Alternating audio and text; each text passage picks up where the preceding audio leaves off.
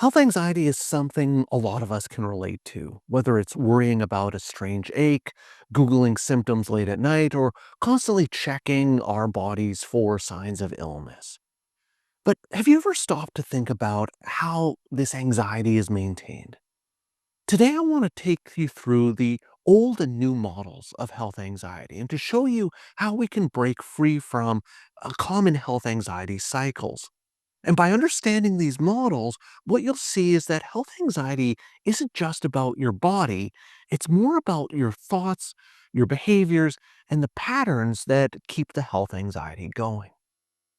So let's start with an old model, a typical model that people will have in terms of their health that contributes to health anxiety.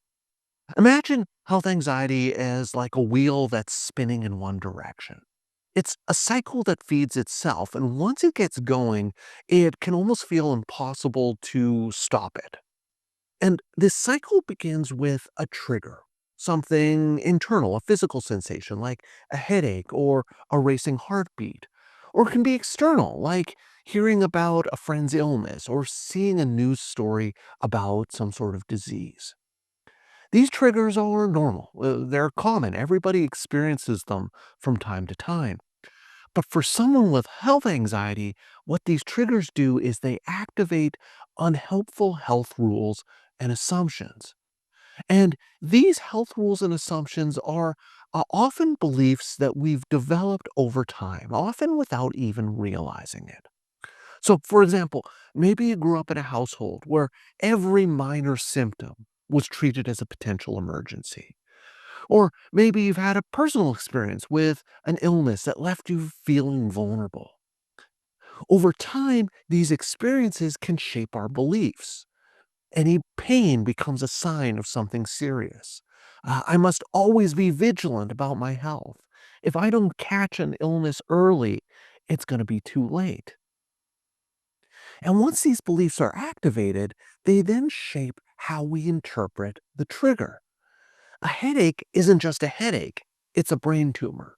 A cough isn't just a cough, it's lung cancer. And it's these interpretations that fuel anxiety. And the more anxious you feel, the more you tend to focus on the symptoms. And so you might start checking your body for signs of illness. You might start Googling symptoms or seeking reassurance from doctors, friends, or family. In the short term, these behaviors might give you a sense of relief or control, but in the long run, what they do is they just keep that health anxiety wheel spinning. And this is why, because when you check your body, what it does is it might make you notice more sensations, which you then interpret as signs of more danger. So for example, if I'm constantly checking my pulse, I might start noticing that every little variation, I might start noticing every little variation in my heartbeat, even though these variations are normal. They happen all the time. Seeking reassurance might temporarily calm my fears and reduce my anxiety, but it also reinforces the idea that I need someone else to tell me that I'm okay. Avoiding activities that remind me of my health fears, like going to my doctor or watching medical shows, these limit my ability to challenge those fears, that anxiety. And so over time, this cycle becomes self perpetuating. The more I engage in these behaviors, the more anxious I feel, and the stronger that health anxiety cycle becomes. So that's the old model of health anxiety. Let's talk about a new model for understanding our health and health anxiety. And the good news is this cycle can be reversed. So imagine that wheel again. If you push against its motion, it might be resistant, might be hard at first, but with persistence, that motion, that wheel, can start to spin in the opposite direction, just like it does with health anxiety. These triggers, the triggers that start the cycle, they're going to still happen. After all, life is full of uncertainty. We experience physical sensations all the time. But you can then choose to respond in a different manner. In our new model of health anxiety, when a trigger activates our old health rules and assumptions, we don't let them dictate our thoughts and behaviors. Instead, you challenge them. You ask yourself, where did this belief come from? Is it realistic? What's a more helpful way to think about this? So, for example, if I catch myself thinking, this headache must be a brain tumor, the idea is I challenge that thought by asking, what's the evidence for and against this being a brain tumor? How likely is it really? I might remind myself that headaches are common and usually harmless, and that jumping to the worst case scenario isn't all that helpful. You also let go of focusing on symptoms by practicing attention exercises. These exercises can help shift focus away from your body and onto something else. So, for example, you might practice focusing on a mundane task like washing the dishes or folding laundry, and really paying attention to those sensations, the sounds, the movements involved. This is what we've talked about as mindfulness. You might also want to try meditation, which helps you observe your thoughts and sensations without getting caught up in them.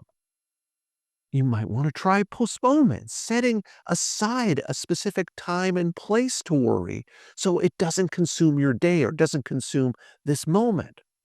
So, for example, you might decide that if you start worrying about your health, you'll write it down and revisit that worry during a 10-minute worry period later in your day.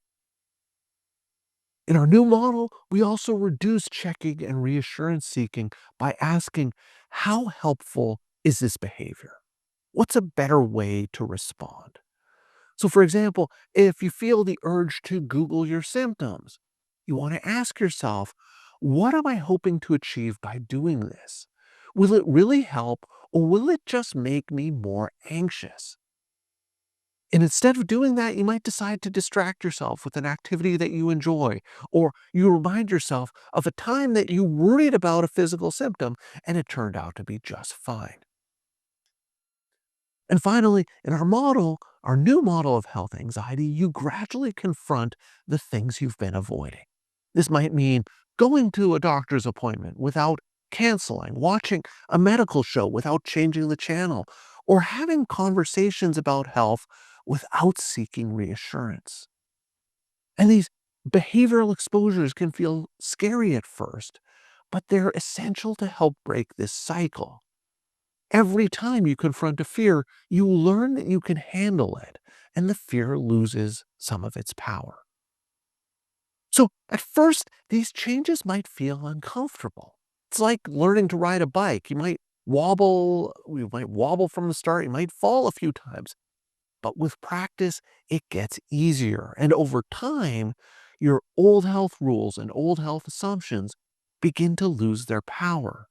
You start to feel less anxious, more in control, and more confident of your ability to handle health anxiety and health concerns.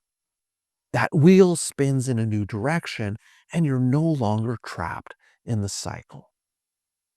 So the next time you feel that familiar feeling of wanting to check or worrying or avoidance, remember, you have a choice. You can change this cycle. You can keep that old wheel spinning, or you can push against it and create a new way of operating, a new way of responding. It's not easy, but it's really important and it can be really worth it, because on the other side of all of this effort is freedom from the grip of health anxiety and the opportunity to live a fuller, healthier, less anxious life. So, if you're interested in learning more about other ways of managing anxiety, I'd encourage you to check out this video. So that's all for today's video. As always, thank you for making it all the way to the end of this video, and I will see you in the next one.